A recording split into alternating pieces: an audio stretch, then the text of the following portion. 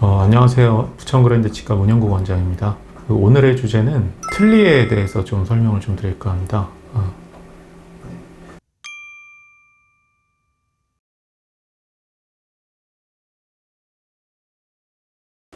일단은 그 틀니에 대해서 설명을 좀 드리면은 보통 이제 틀니를 사용 안 해보신 분들은 틀니가 이제 뭔지 정확하게 모르시잖아요. 틀니라는 거는 이제 그냥 단순히 말해서 치아가 없기 때문에 이제 잇몸으로, 이가 없으면 우리가 이제 잇몸으로 씹어야 되잖아요. 그러니까 잇몸 위에 이제 플라스틱 판 덧대서 그걸로 이제 씹어 먹는 걸 이제 보통 저희가 틀니라고 얘기를 하죠. 그래서 이 틀니라는 거는 보시면은 뭔가 이제 치아랑 비슷하긴 한데 사실은 완전히 달라요. 결국에 잇몸에다가 이 플라스틱을 붙여서 쓰는 건데 아마 환자분들은 이게 왜 안 떨어지고 붙어 있는지가 좀 아마 궁금하실 거예요. 근데 이 결국에 이 플라스틱과 잇몸 사이에서 빨판처럼 이제 침과 그 다음에 이제 압력, 기압차에 의해서 빨판처럼 달라붙는 원리이기 때문에 사실 너무 강한 걸 드시면은 이게 바로 덜그럭하고 빠질 수가 있어요.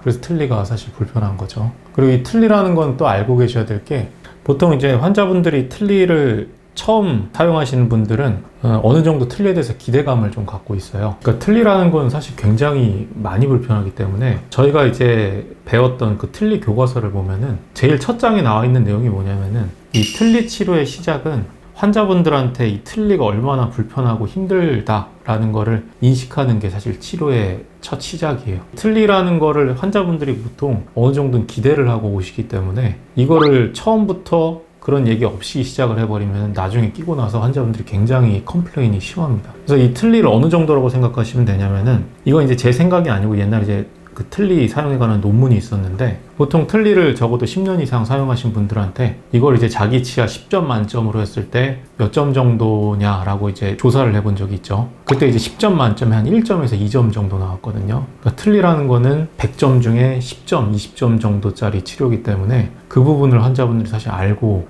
치료를 들어갈 필요가 있습니다. 그러니까 아무리 잘 만들어봤자 20점이라는 거죠.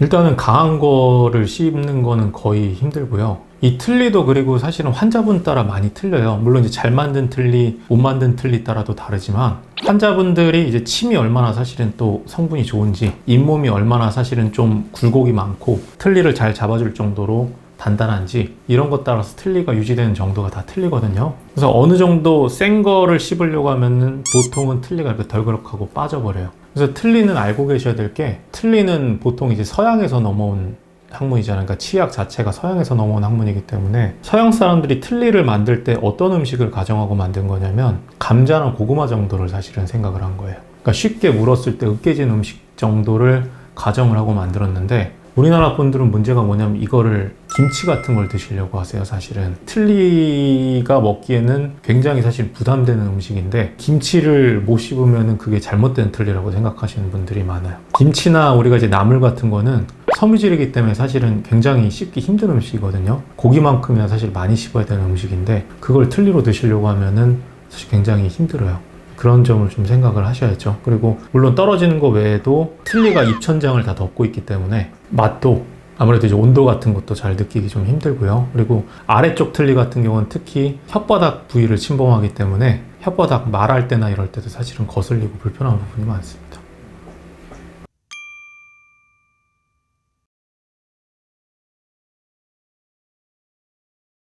맛을 아무래도 느끼는 게 좀 떨어지죠. 그리고 우리가 이제 온도도 결국에 이제 맛의 일부로 느끼잖아요. 입천장을 다 덮고 있기 때문에 맛도 아무래도 이제 좀 느끼는 정도가 당연히 떨어지겠죠. 그거는.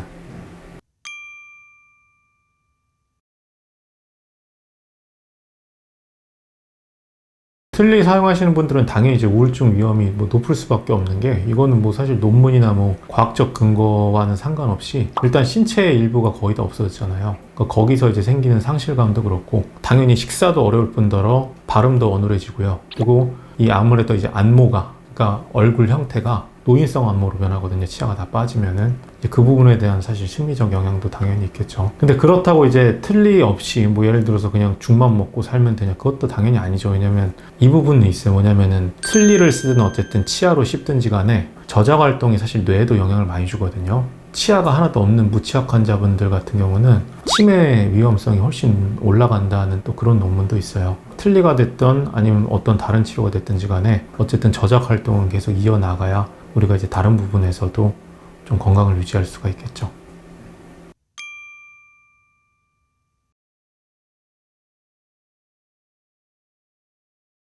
당연히 있죠. 왜냐면 우리가 이제 저작 활동이라는 거는 치아는 결국에 이제 소화기관, 소화 시스템의 일부잖아요. 치아를 사실은 잘게 부수고 거기 이제 침을 섞어서 먹으면서 그걸 소화시키는 거기 때문에 당연히 우리가 덜 씻고 음식이 분해가 적게 될수록 당연히 소화기관에도 무리가 많이 가죠. 치아 없는 분들이 원래 소화기관도 빨리 망가져요. 왜냐면은 안 씹으니까요, 잘.